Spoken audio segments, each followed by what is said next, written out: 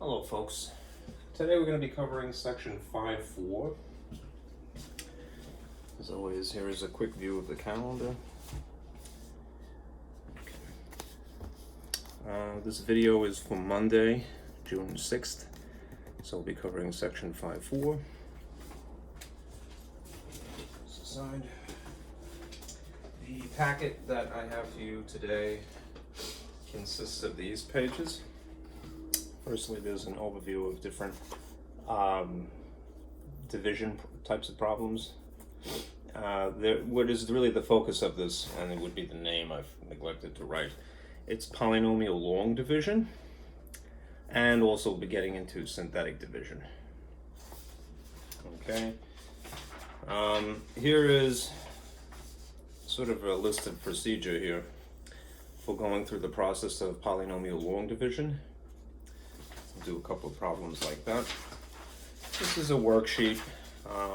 You could replicate this if you like it. Sort of a scaffold for performing synthetic division. The thing is, this is ideal under certain conditions. Okay. And then there are some theorems from section 5.5, as I think I mentioned in my last video. It's very theoretical. These are the relevant portions from that for section 5.4, weirdly follows it. Right? Anyhow, if you're following along, do print that out, and we'll get started.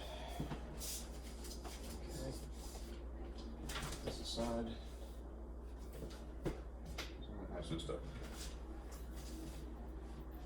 All right. Let me adjust the lights too, and the camera. Hopefully that worked. Let me start with the overview. Not that one though. This one. Nope, not that one either. This one. It would be good to know some old terminology.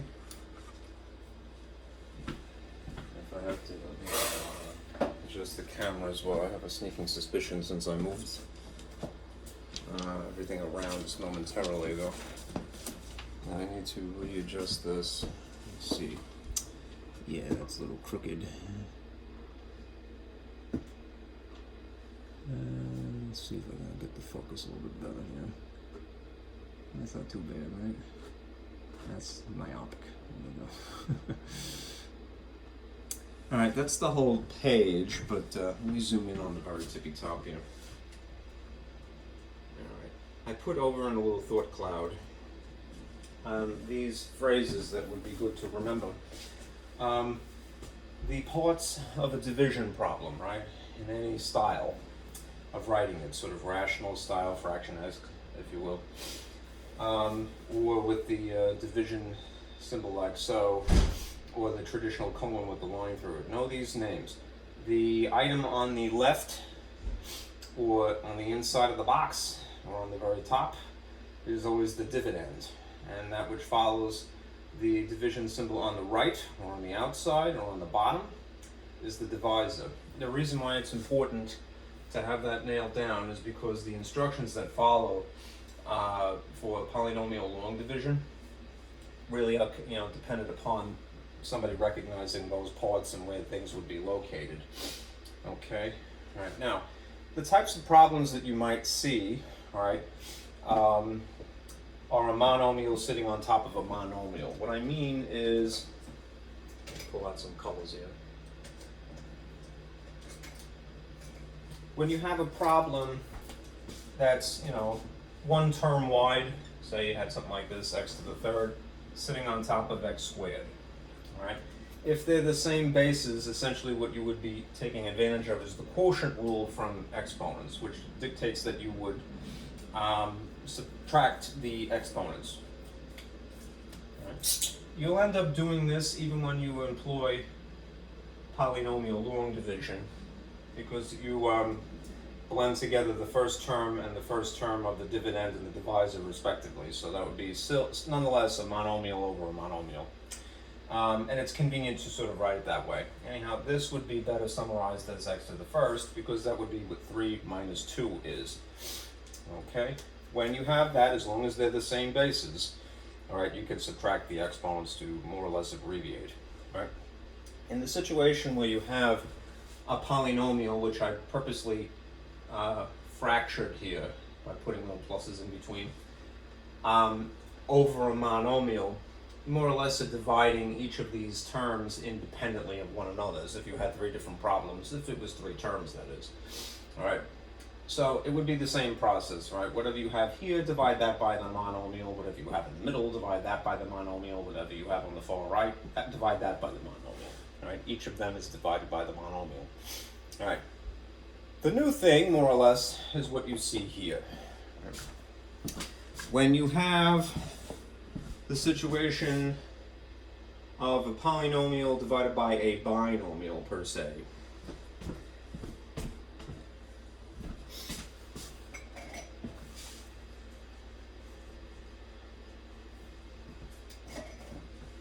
again, I purposely broke this up into pieces to make it obvious that it's a poly. And I made this specifically 2 pieces because I wanted you to see it had 2 parts. It's a binomial.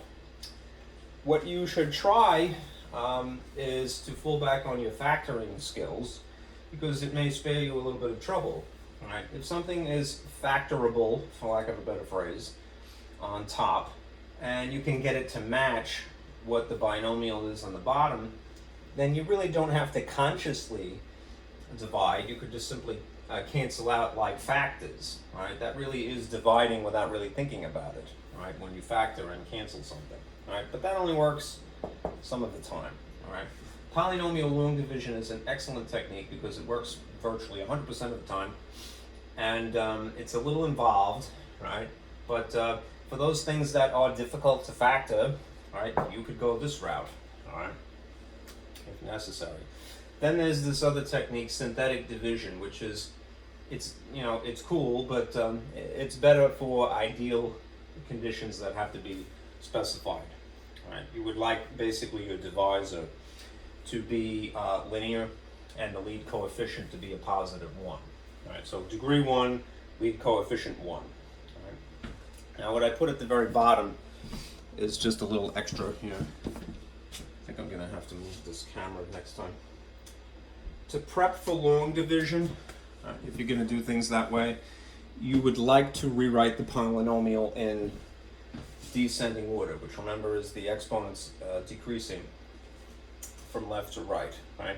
And if there is what would seem to be a missing term, because the degrees go from, say, 3 to 1 rather than 3 to 1, fill in the missing, the void with degree 2, say, hypothetically, but just to make it legal, put a 0 as the coefficient, because 0 times anything, even something that you just randomly stuffed in there, isn't going to hurt anything. It's just filling the space. It's more or less a placeholder. Okay? So, here is the procedure for polynomial long division verbalized. And it's a repeated process, if that is visible, I hope. There's a bit of a glare, so let me do this.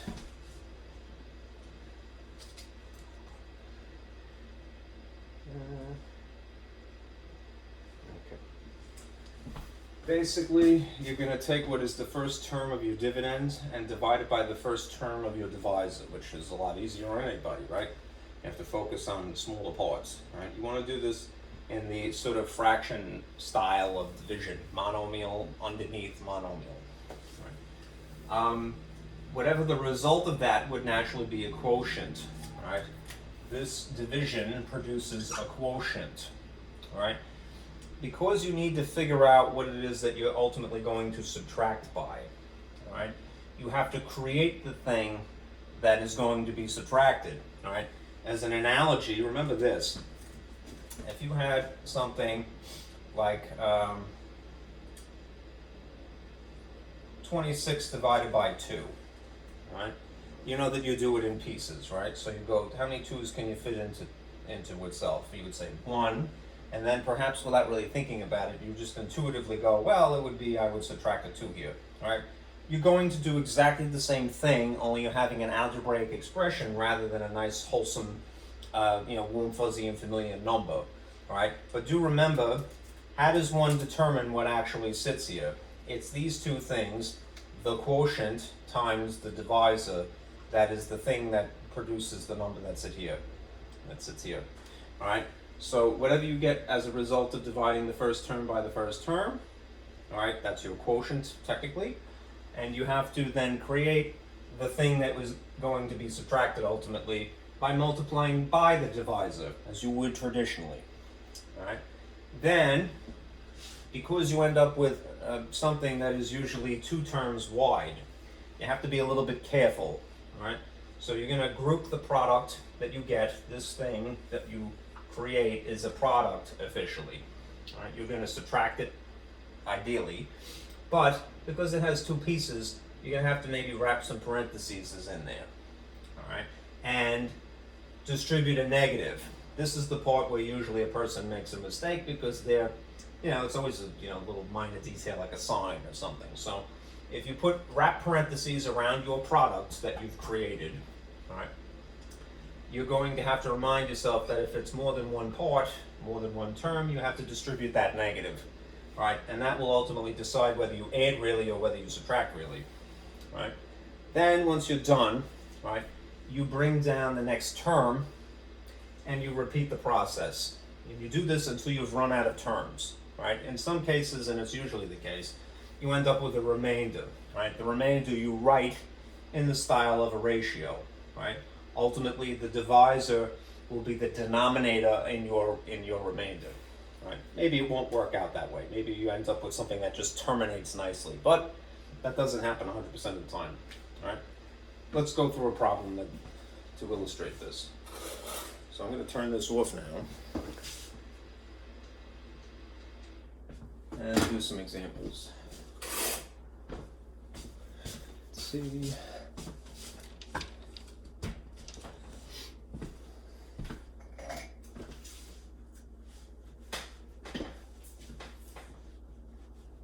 These are ice markers. They erase real easy.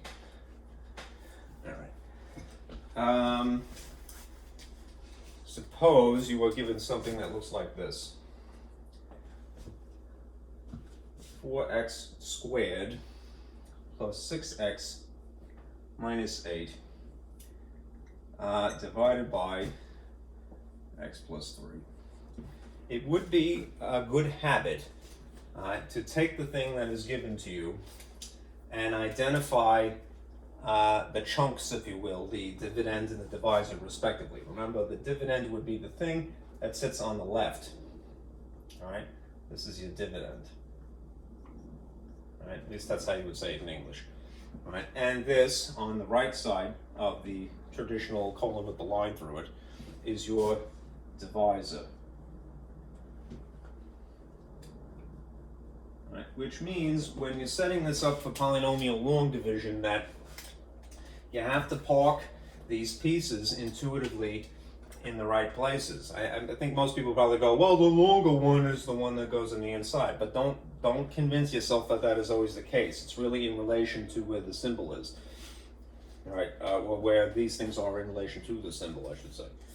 All right, so I'm going to take this information and write it into the sort of American style of division, which is this box oriented like so, and place these things appropriately. So 4x squared plus 6x minus 8 would go inside here, and x plus 3 would sit outside here. All right. Now, if you're doing this by hand, and I would definitely encourage that, what you might do is kind of favor writing this on the left side of your paper, and then leave yourself some scratch space, right, to do the little detailed work adjacent to the problem, right? If the process is basically this, you analyze what is the first term here, and the first term here, and then divide them, step one if you will, then put that over here. And again, I would encourage you, this is a terrible green, to sort of put them in the fraction style, rational style of division. That is, to put this line here while you're doing the work. I'm going to ditch this. So you'd end up with the first term in the of the dividend and the first term of the divisor. I don't know if that's better, but and apply the quotient rule for exponents, right? You just can do the coefficients first if you like. I know that there isn't one written here, but you could.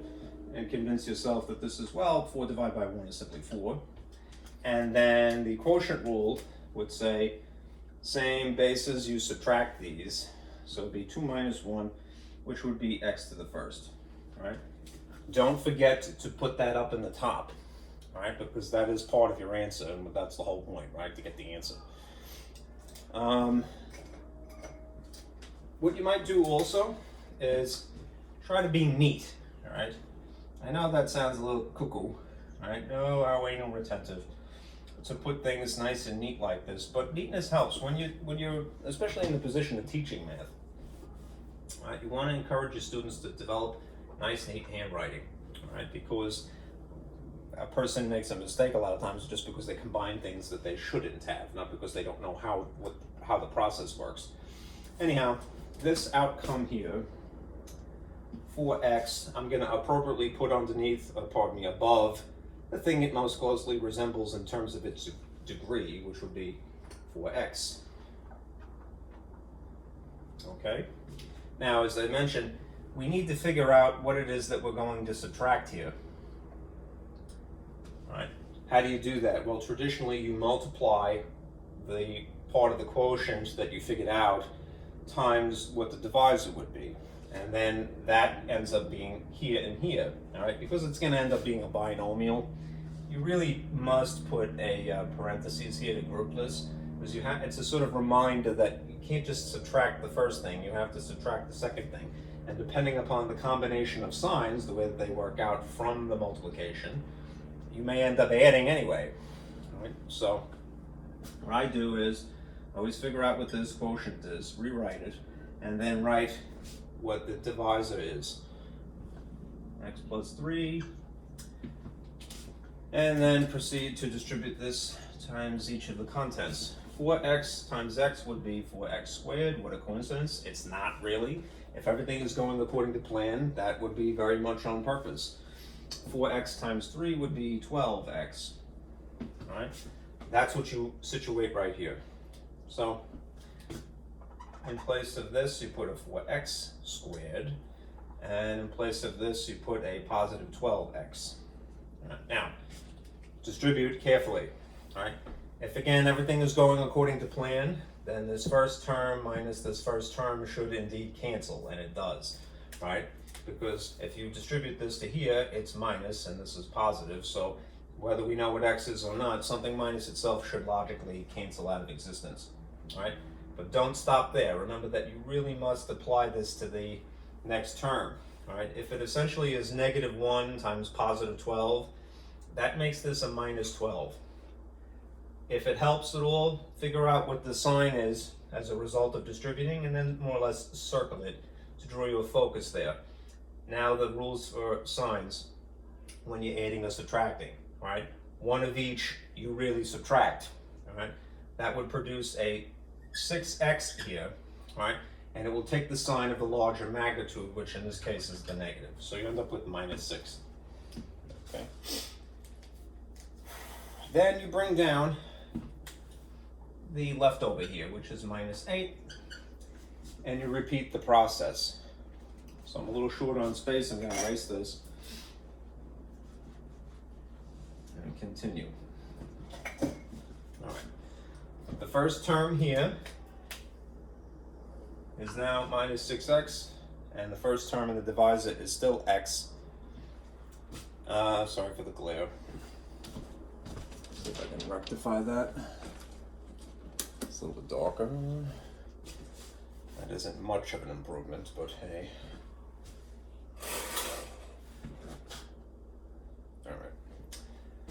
minus 6x, I'm going to write the work over here as I mentioned. Divide by the x. The result is that you get negative 6. All right. Don't forget to put negative 6 in the quotient. So if this is, to make it a little bit more visible, minus 6. All right, now I have to figure out, again, what is it that I'm going to subtract this binomial by. All right. That quotient, negative 6, times this divisor will ultimately determine what goes here and here. So negative 6 is what I figured out, times x plus 3 rather. Distribute negative 6 to each of these terms, you get negative 6x minus 18. Okay. Write that here, grouped, minus 6x minus 18. Okay, now look what happens. A whole slew of negative symbols to deal with, all right? You ultimately distributing the negative to each of these contents, all right? If it is a negative times a negative, in both cases, it's going to be a positive, all right? So once you figure that out, maybe write the symbol and then, circle it to draw your attention to it, all right? Same thing here, negative times a negative makes this a positive, all right? So that means it's really negative 6 plus itself, all right? X. So this cancels. And in this instance, you have one of each, all right? Different magnitudes, because this is 18 and that's just 8. So you're going to really subtract, which means that you're going to get 10 as a magnitude, and you will take the sign of the larger one, which in this case is the positive. So you have a remainder in this case. All right. There's a couple of ways you can write that, but I'll show you the way that is favored. All right. If this is a remainder, and it would be because you have no more terms to bring down, and we're not doing decimal division, right? You could, in theory, put r plus 10, but I think the more sophisticated way of doing that would be to say, all right, I'm going to write this more or less in the fraction style, which is the thing here is going to be plus 10, because it's a positive, and what I divided by was x plus 3. So that isn't a very warm, fuzzy answer, because it does have a remainder, but indeed 4x minus 6 plus 10 over x plus 3 would be correct. Okay? As you can see, there is a system to it. It takes a little acclimating to, but it's nothing you can't handle. All right. Let's do an example that's a little bit harder. All right, I'll go a little bit faster.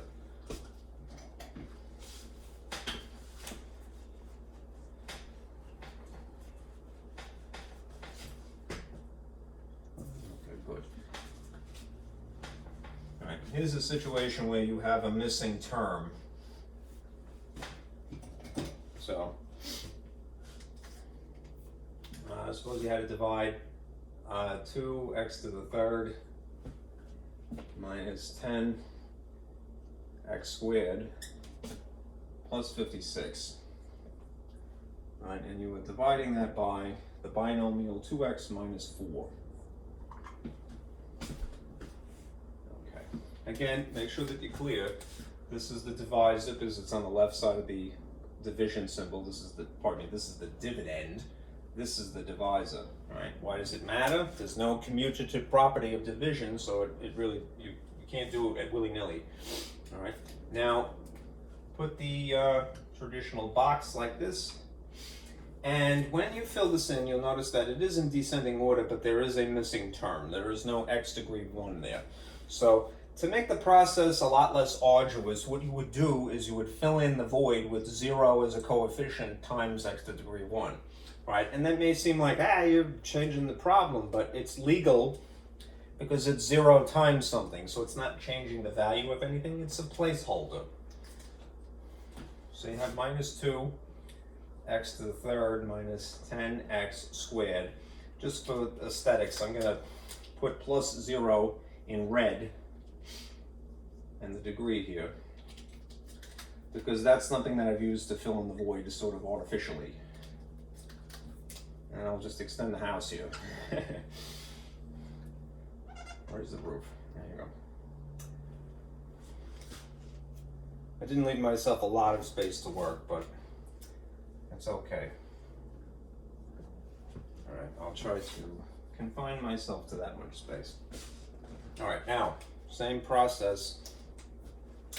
The first term divided by the first term, right? In the fraction sort of vertically oriented style. So I'll put it here. Negative 2x cubed over 2x. Right? The 2's would cancel, you end up with a negative. And the degree of 3 minus 1 would be x squared. So you get negative x squared. Make sure that you position this in a nice, neat way, if you can help it, because then it will help you, validate that you know that you're finished. All right, so it would match this thing x squared here, so put minus x squared just above.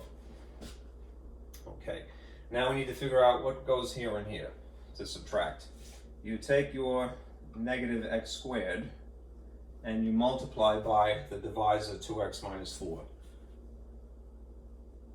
All right, and when you do that, you distribute, so you get negative 2x cubed, right? Should match the first term. That's, if again, things are going according to plan, that should happen all of the time. And then negative times negative is a positive 4x squared.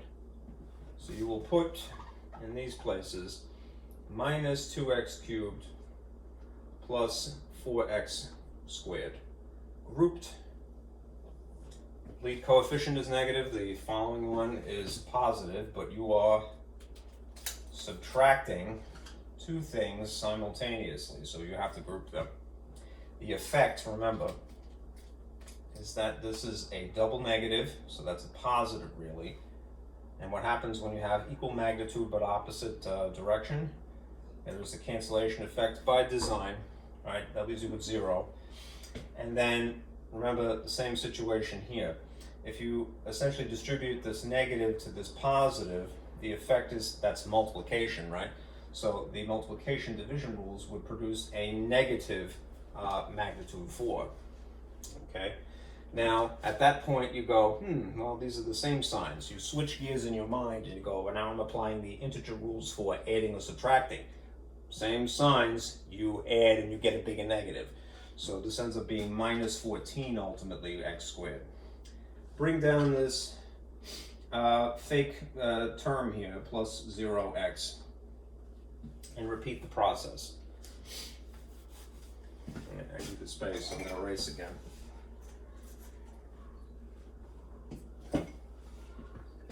Okay, so now you have this lead term, negative 14x squared, divided by the lead coefficient of 2x again.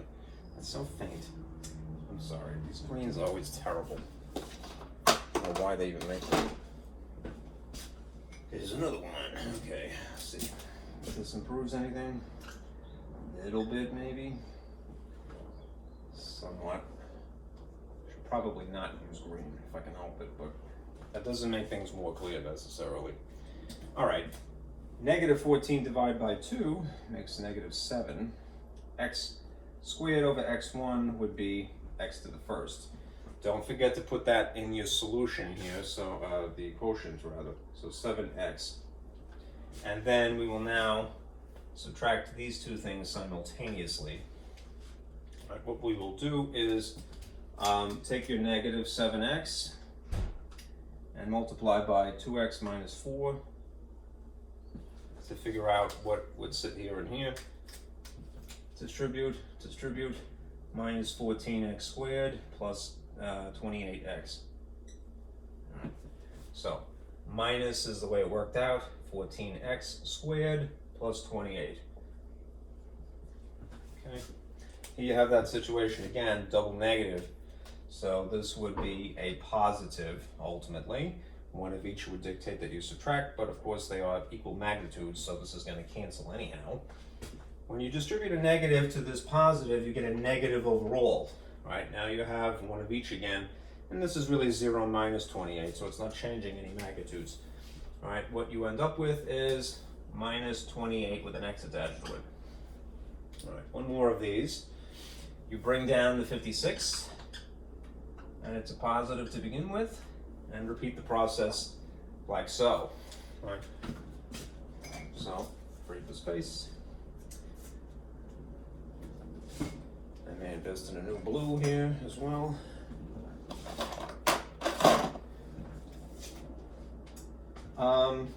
The lead term here is negative 28x. So minus 28x divided by 2x. All right, the effect is that this is minus 14. The x's cancel in this case because it's degree 1 minus degree 1, so degree 0. No point in writing that. You get a constant negative 14, which goes up in the answer here. And well, we figure out what goes here and here. All right, so minus 14 times 2x plus minus 4. You distribute. Negative 14 times 2 is negative 28x. Negative 14 times negative 4 is 56. So it's positive 56. So isn't that convenient? Because look what happens. Minus 28x plus 56. Because you are subtracting and you're distributing a negative ultimately here and also there, right? You get a positive in the first case and you get a negative in the second case, right? Because they are opposite in sign and equal in magnitude, there's a double cancellation effect here, which means you get 0 as the remainder. It terminated. All right, so good. All right. This is ultimately your quotient. No remainder in this case. The remainder would technically be 0.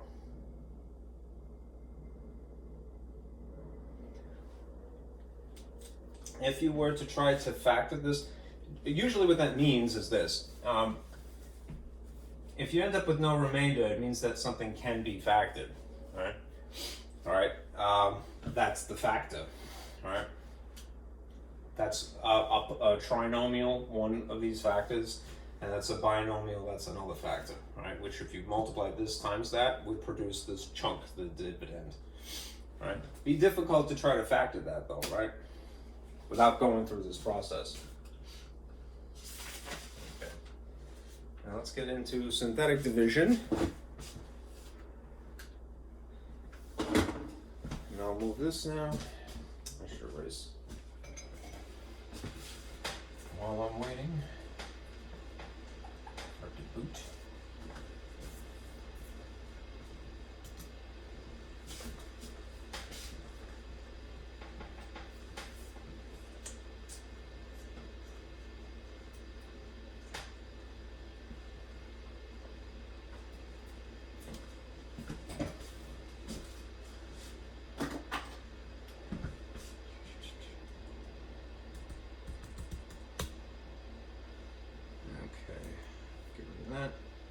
Here is again, it's sort of a worksheet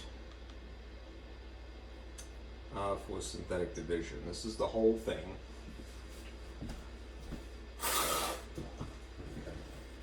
And sort of a thought process. Basically what you see here on the graph paper, that is more or less the scaffold that you would flesh out with the unique problem, right? You can always use some improvement, but what you're taught to do is to sort of put an L shape over here and another L shape over here. I mean, this one's backwards technically, but the parts of your problem, certain specific things, you're gonna park here, and the remainder should end up being here. So I didn't put any defined vertical lines here because it depends on how wide a polynomial that you have, whatever the problem is. Okay, so let me zoom in a little bit, and I'll show you some features here. All right, that's a little too close. It's called synthetic division because you end up adding a lot, and you end up multiplying a lot, I should say. You're going to verify that the divisor meets certain conditions. You want your divisor to basically be linear, which means it's degree 1, all right? and you want the lead coefficient to also be 1. So if we're used to having A as the definition of sort of the model of the lead coefficient at this point, you want that to be positive 1, right? You want the degree to also be 1, at least for the divisor, okay? That means it would basically emulate that model, a binomial of two pieces, right? X plus whatever the constant number is. Whatever the sign of the constant, you're going to take the opposite sign and then write that here, okay? Then, the advantage to using synthetic division is that it's like matrices in that you're only paying attention to the coefficients, i.e. the numbers that are sitting up in the front. So you don't get bogged down with certain details. You're going to write the coefficients basically along this dashed line the way that I have it. Okay? And then you're going to systematically drag down whatever the coefficient is here and multiply whatever you've decided sits in this place and whatever ends up being here. Alright, that's why it's synthetic again, it's multiplication more than it is division. And then you're going to write your answer on the lower line. Alright, then you're going to do the addition or subtraction and repeat the process. Whatever ends up being here, you're going to multiply by whatever number's sitting here and then park it on this line again. Alright, do the addition or subtraction, whatever that ends up here, you are going to again multiply and then park it on this line here. Alright, if the way it works out is that it's maybe 3 or 4 terms wide, you should end up with the remainder here. Okay, whether it's 0 or not. Okay, then you're just going to have numbers to deal with. So what you have to, as an afterthought, is attach the variables, but just do it 1 degree lower than you started. So if you started with degree 3, start the lead term with degree 2, degree 1, whatever. All right, and follow suit. So let's do an example.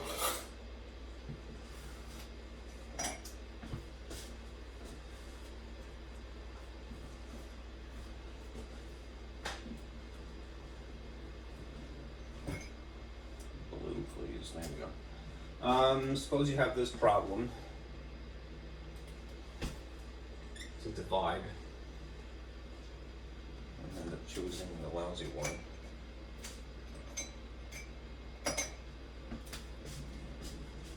X cubed. Yep, there we go. I should just throw that out. I don't want to keep them.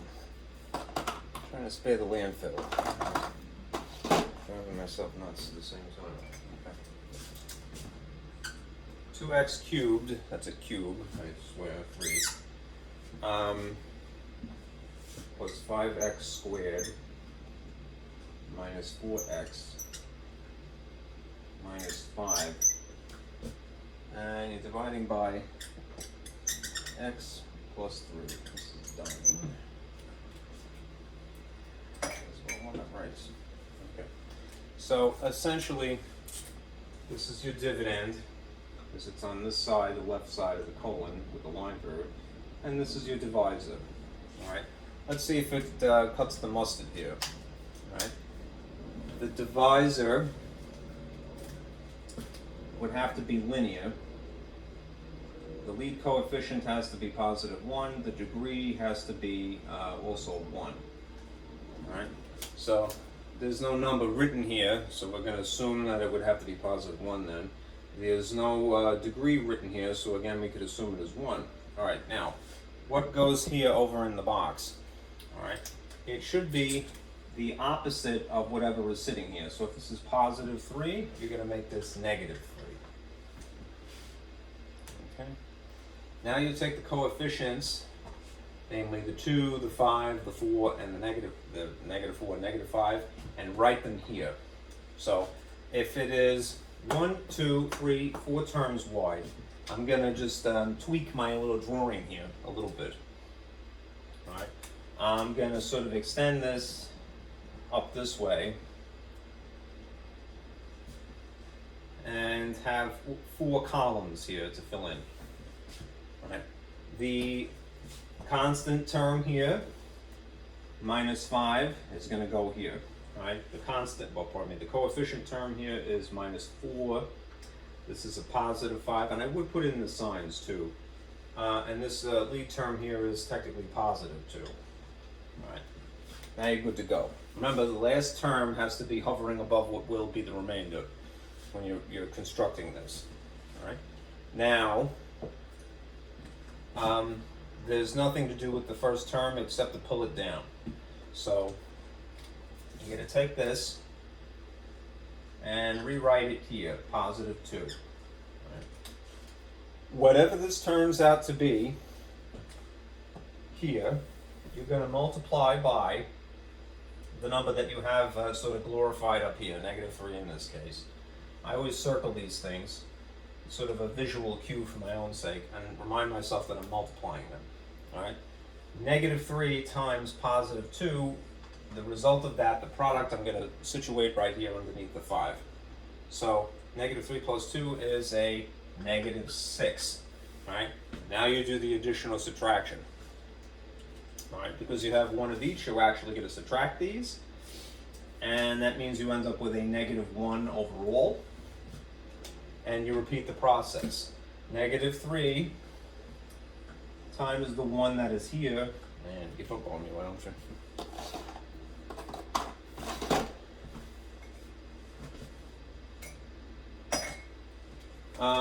Negative 3 times negative 1 is a positive 3, so you're going to put positive 3 here.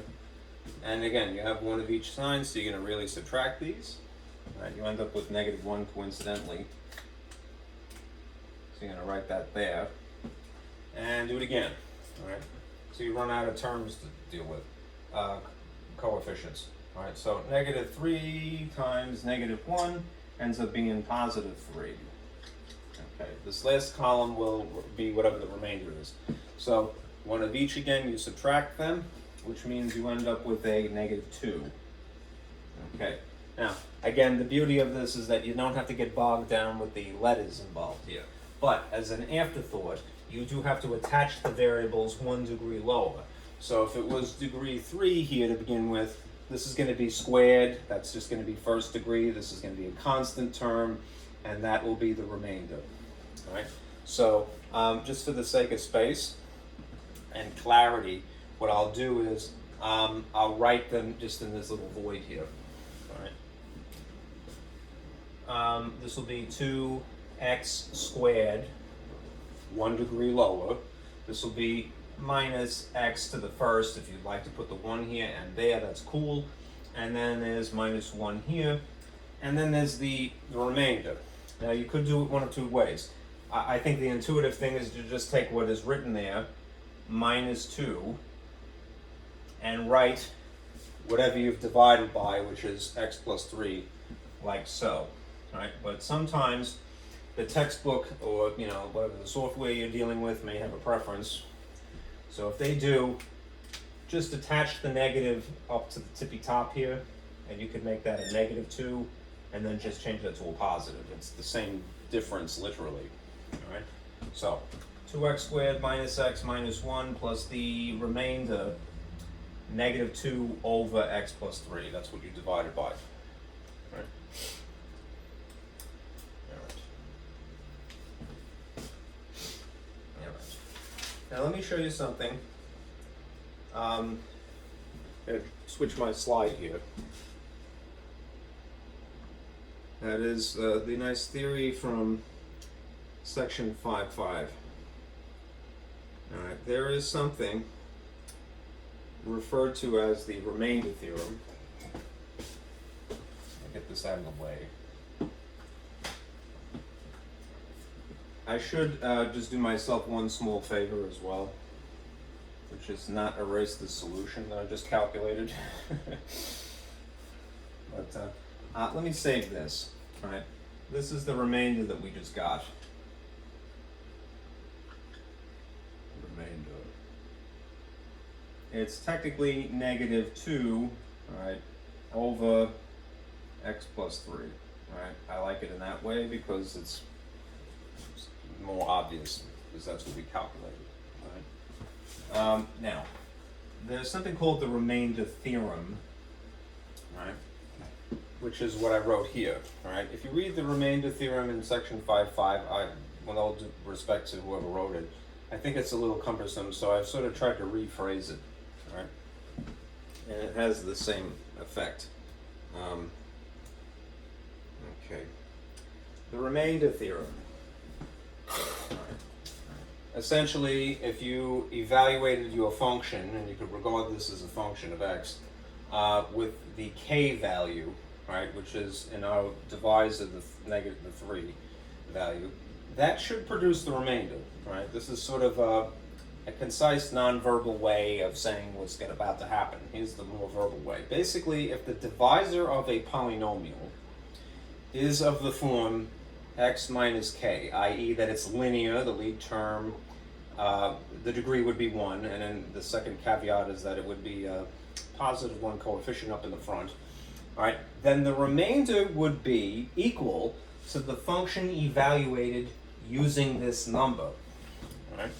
So again, it's the reason that I put it as minus k as opposed to plus k is because it's another example of where that you use a counterintuitive figure here.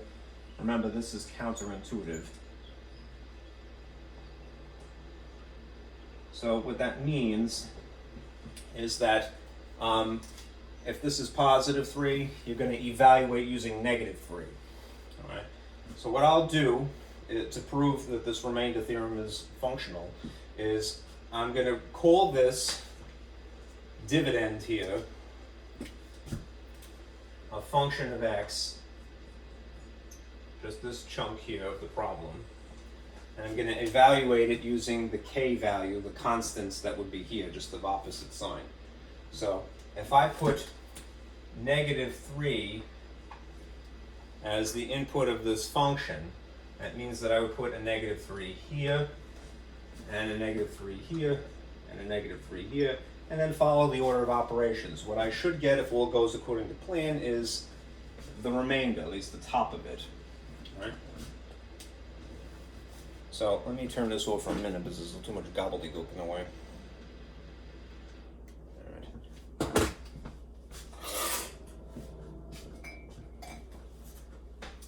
We'll see. Okay. Evaluating this at the point of -3, all right, what you would get in the first instance here is -27, because it's -3 times -3 times -3, and that would be times 2, all right. Then I would shift my focus here temporarily to this. -3 times -3 would be +9, and that would be times 5 next. And then this will be -4, essentially times -3, and then there's a -5 hanging on. Do the multiplications before you do the addition or the subtraction. Okay, so in this case, 2 times -27 should be -54. Right. So this is -54.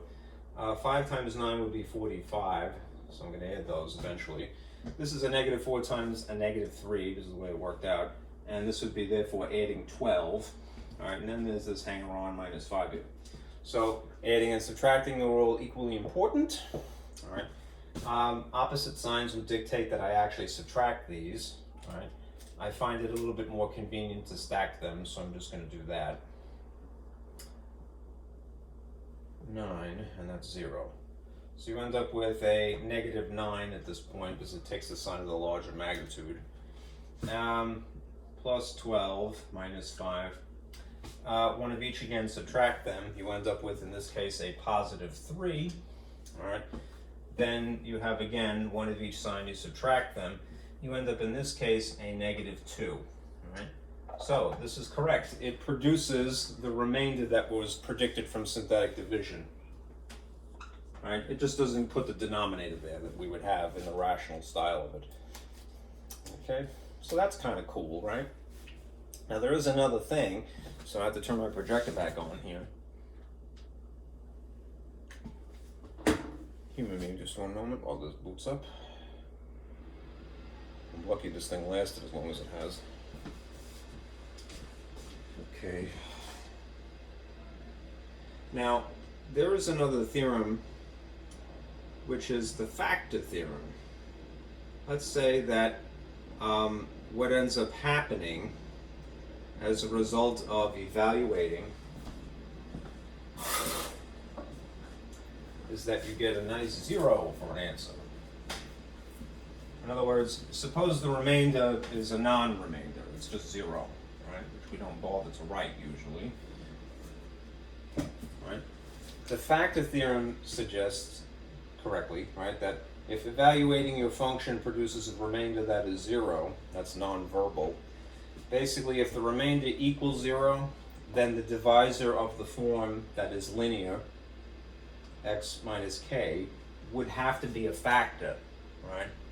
So that means that you could help factor something by going through the motions of using, either synthetic division or in this case, or polynomial long division.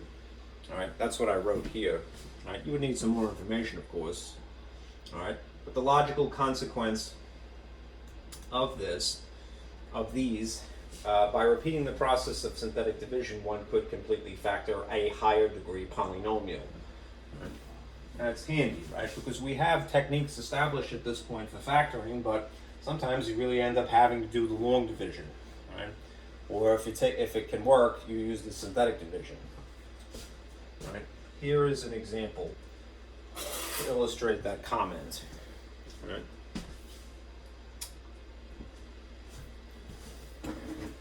Turn that up again. Alright, let me free up some space here.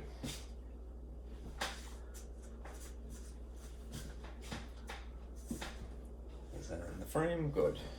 Right. I think I might like a little bit more light at this point.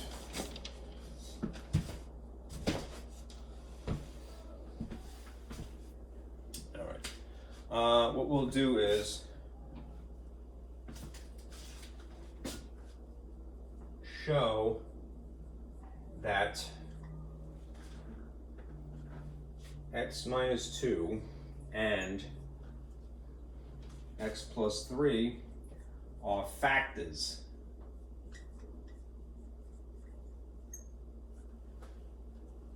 of the function. Kind of squeaking that in there. All right. Given the function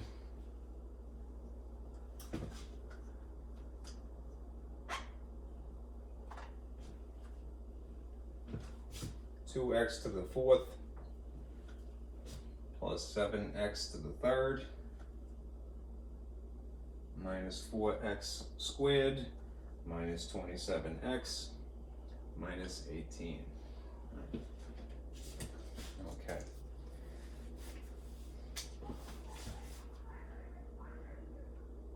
Uh-oh. Somebody's mad outside. All right. Domestic disturbances. All right. Shouldn't be smiling, Francis. That's really terrible. All right. Nope, I'm not happy about that. All right. Just wasn't planning on it in the middle of my math class. All right. Now, let's start with this one. All right. If we employ synthetic division, I'll have to get that later. Actually, do I have? Yeah, hopefully that works. If we employ synthetic division to prove that this is a factor, and then eventually that one, remember you take the opposite sign of this, so I'm going to put plus 2 here up in the glorification box, if you will, and then take out the coefficients here. So we have a positive 2 and a positive 7 and a minus 4 and a minus 27. This is a long problem. And then a minus 18.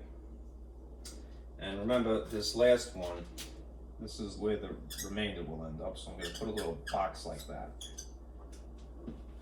Okay. So we go through the motions, which is take this first coefficient, write it here, and then multiply it by what's up here. So positive 2 times positive 2, I'm going to write it here. This should be, on my page, would be like this, a dashed line, to make it 2 levels. That would be positive 4. Then it is same signs, you actually add them, so you end up with an amplification of 11. And then you do it again. 2 times 11, park it there, would be positive 22. One of each sign, you're going to subtract these, so you end up with a positive 18. Do it again. 2 times 18 is 36. Park it here. All right. And then you have one of each sign again, so you're going to subtract these. This ends up being positive 9. And then you have a 2 times this positive 9, which produces a positive 18. Then look what, lo and behold, you have one of each sign of the same magnitude. This ends up being 0. All right. What this means is that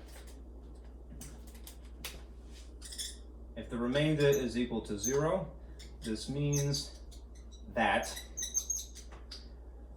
x minus 2 is a factor of this long thing here. 2x to the 4th plus 7x to the 3rd minus 4 squared minus 27x minus 18. Which is cool, because if you had to factor this, at least now you know for sure that that's one of them, one of the factors. Okay, now the process, once you've gotten this far and you end up with something meaningful, is that this is in fact true, a factor, is we could continue from this point, right? This would be 1 degree lower, right? I don't really want to make too much of a mess, because it will and become less clear, but if this was degree 4 to begin with, this would be degree 3 now, and this would be degree 2, and this would be degree 1, and that would just be a regular constant. All right, anyhow, let's say that we're going to now gotten the satisfaction of knowing that this is a factor, all right, because we got 0 for the remainder. Let's test out this one. So we do the same thing. We put a little box here and try to build a little scaffold. And this one's a dud too, it's going away. Just continue. And since this is the last term here, there should be a remainder, hopefully of 0, that sits there. All right, we'll see. All right. Remember, if you're testing out synthetic division here, you're using it, you use the opposite of the k value. So minus 3 would go here. All right. Drag down 2. You put a positive 2 here, and then you multiply it by the term here, the constant here. So negative 3 times positive 2 ends up being negative 6. One of each, 11 minus 6 essentially, is a positive 5. You do it again, you write it there. Negative 3 times positive 5 is negative 15. One of each, positive 18 minus 15, sorry for the sloppiness, means that you're going to subtract them. You end up with a positive 3. And then negative 3 times positive 3 is negative 3, which is awesome because look, opposite signs equal magnitudes. You're going to subtract them, you get a nice 0 there. All right? So that means, again, if r is equal to 0, that x plus 3 is also a factor of 2x to the 4th plus 7x to the 3rd minus 4x squared minus 27x minus 18. You can see it. All right. All right. So what does that mean in a practical sense? I'm going to erase this and continue with something.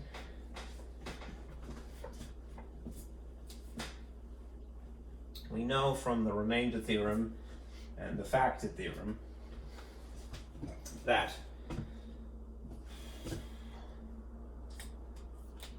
this would incorporate these factors, x minus 2 and x plus 3. Now I'm a bit of a dope because I just erased the thing that I had, right?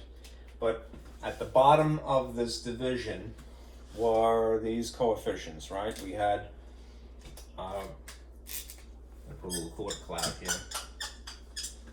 We had 2 and a positive 5 and a positive 3. And again, they would be 1 degree lower than the thing above them. So if we were at x squared before, or pardon me, x to the third, all right, then this would be x squared, this would be x, and that would be a constant, all right. That was the end result of 2 synthetic division processes. So I would have this at this point. Okay, but now at this point, maybe because it's a trinomial that has nice, warm, fuzzy, and familiar coefficients here, right? Maybe I could factor that in the usual way, right? So I'll try. All right, I'm going to rely on AC product pairs here, that technique. This is my A value, this is my C value. A and C is 6, all right? The number 6 has factors that are either 1 times 6 or 2 times 3, right, which is what they came from. We ultimately choose either this pair of factors, 1 and 6, or 2 and 3, depending upon what is here, all right, because we're going to split this into a sum or a difference. Would seem to be 2x plus 3x would make 5x. There's a 2x squared here, and there's a plus 3 here. All right, you take a trinomial, the leftover from the synthetic division, and you make it, there's no quadrinomial, but that would technically be correct, right? A 4-term wide polynomial. Why? Because the irony of it is that once you have a 4-term wide polynomial, you could employ factoring by grouping, which is the same essentially as just paying attention to 2 things at once rather than 3 things or 4 things. So the way that this would factor is 2x times x plus 1, and the way that this would factor is it would be positive 3 outside x plus 1. All right, you get identical binomials here and here. That means that it factors that way. All right, if this is a match, and it has to be an exact match, and it is, then the way that this factors is that the match gets its own parentheses, and then the left outs, they're on the left and on the outside of these, they get their own parentheses, and that's completely factored, which means when this is completely factored,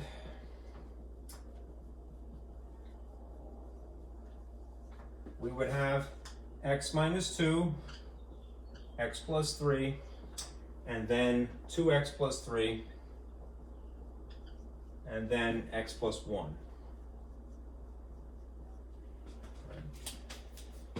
The binomial x minus 2 times x plus 3 times 2x plus 3 times x plus 1 is what this original polynomial would be completely factored. Right? We were dependent upon having this information and this information given to us up front, but that's pretty cool, don't you think? All right, I think so. All right.